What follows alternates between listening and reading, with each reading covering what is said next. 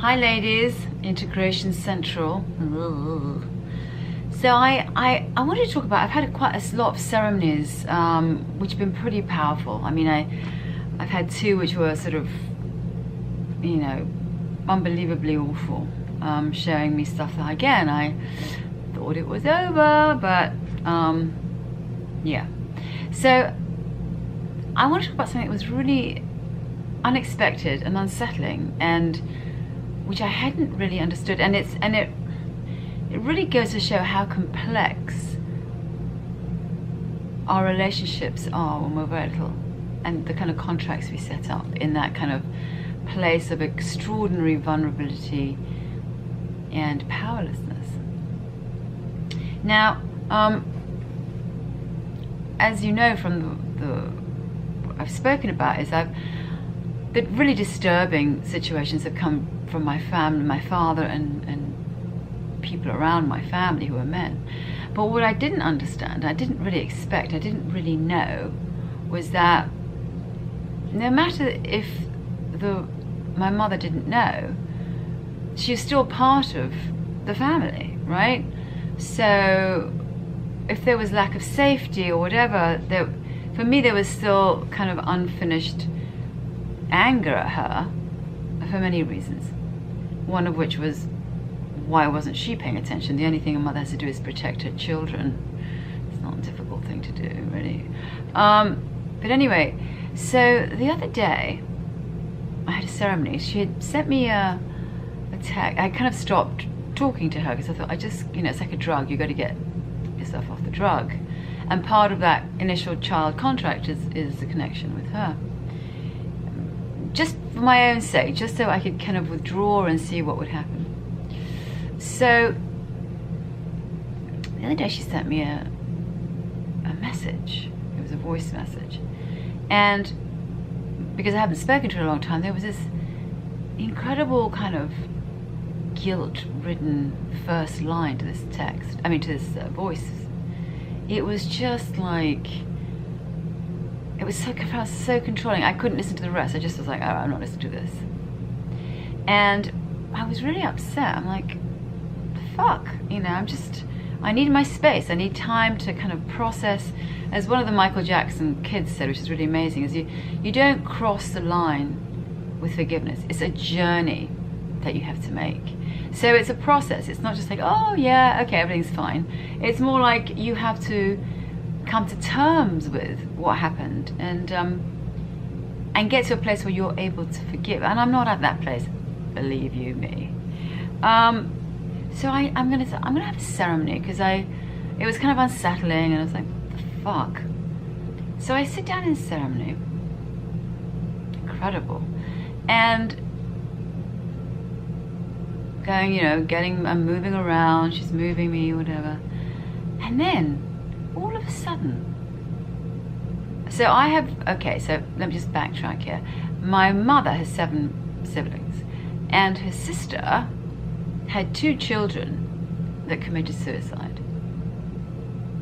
And her sister and my mother were very close, and one boy, he must have been 20 something, I don't remember, poor baby Paco, he jumped off the building that they lived in, the house. His mother was downstairs crocheting, and he literally jumped off in front of her onto the street. And then another one earlier went up to a reservoir in the mountains and with a stone threw himself into the water. Awful.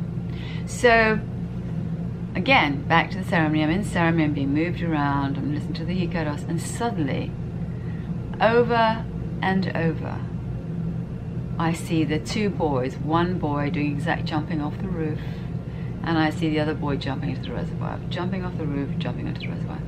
And those children had been smothered by their mother. Their mother had used them as a tool to make her look good.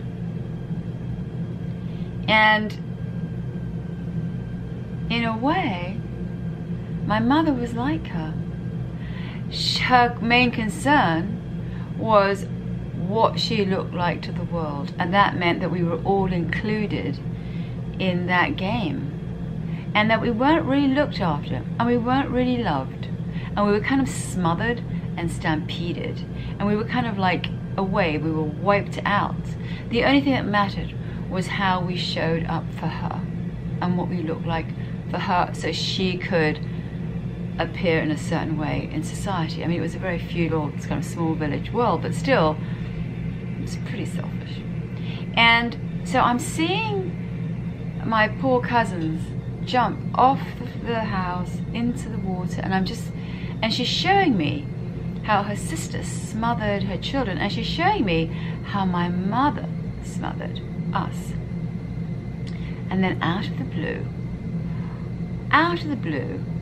hundreds and hundreds of these figures in these, like, those big Ku Klux Klan hats, but they're used in Spain for they're called the Easter penitents in black, are all around me. And basically, it's the guilt. It's the guilt that I have to feel around her if I'm not making her feel good. It just came up like, how dare you challenge this woman? Hundreds and hundreds of these guys in these huge, like, tall black hats, those two slits in black, the whole garb, like they were darkness. And it was the guilt. She made me feel if I didn't take care of her. The guilt that I felt if I ever thought about what I needed for me. It was all about her. And I realized how unbelievably controlling she was, and how unbelievably controlling she'd been, and how, like, basically she kind of hooked into my soul, into all our souls at home, and she made everybody work for her. Now, it was unbelievable,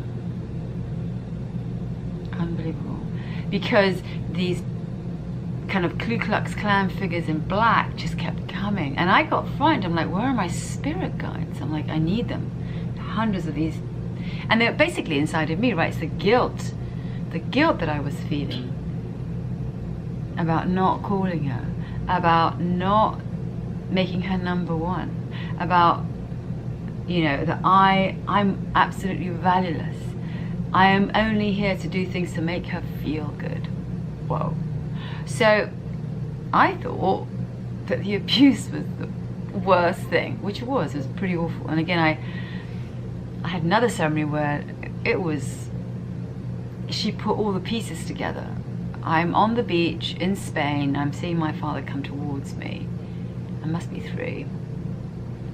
And then it's amazing, she kind of comes into this little girl, it's me holding somebody's hand, I can't see who it is, and it's him.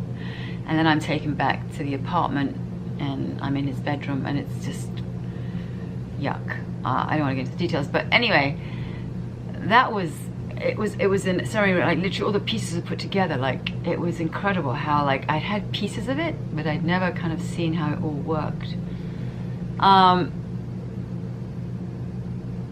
Yeah, he most really went back to China. Anyway, the fact is, I mean, it's awful, but that was about 3 weeks ago, and it was pretty yuck.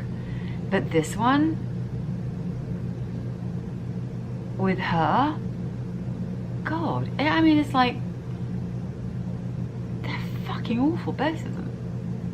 And I didn't realize, this is what's so interesting. So we have these layers and layers of energy and contracts and ideas and versions, and how we're locked in to these people, how they control and manipulate, and we protect them, and we have to make them okay, and we have to reinvent the story around them to survive.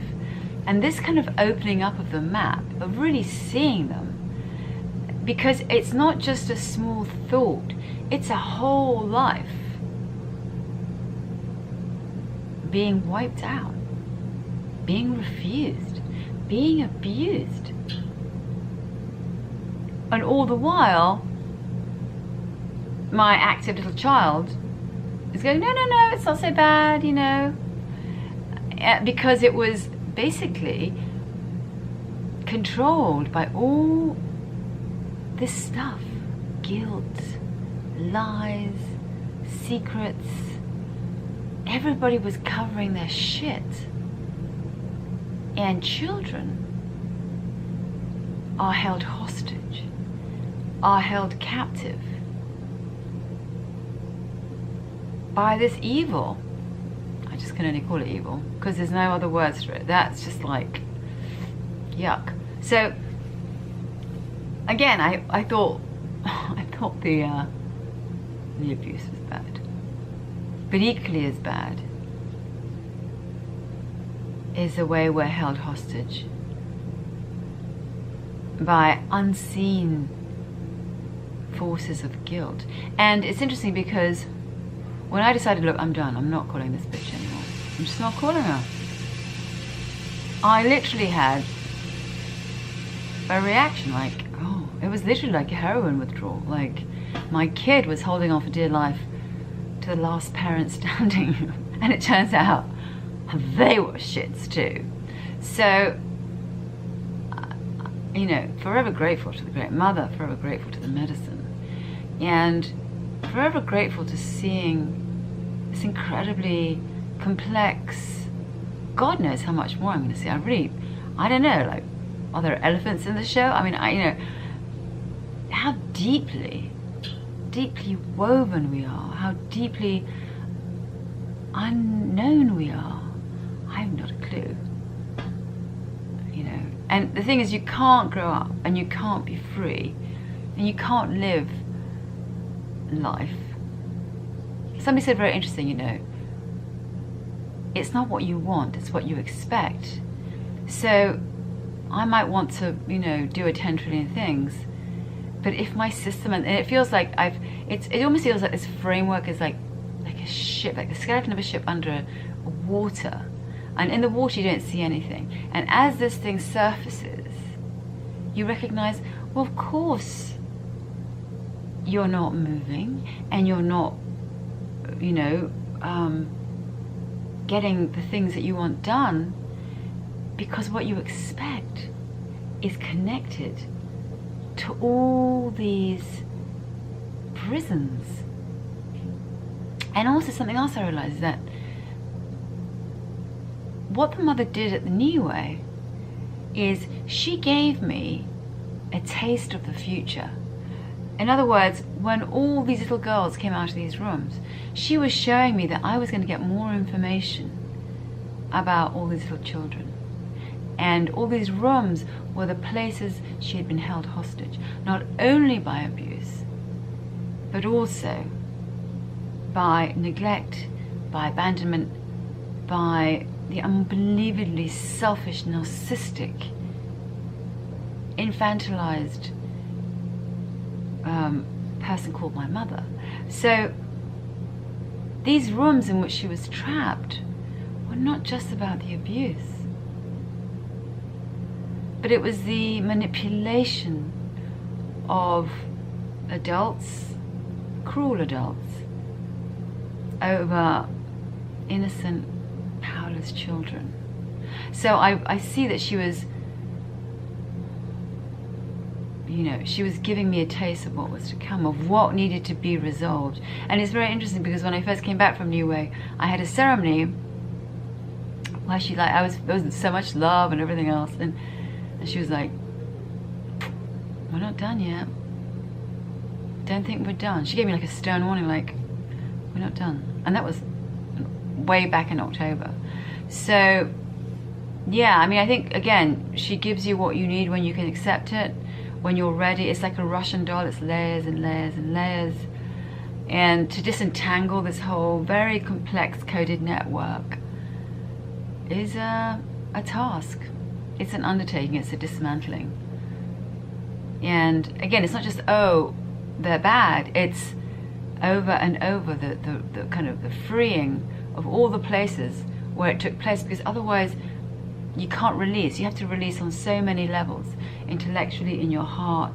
You have to see everything. And then interestingly, last night I had another ceremony where, and I had this little boyfriend in Spain growing up, it was the love of my life. She showed me every single aspect of when I was with him and how good I felt. So it's very complex. It's long term,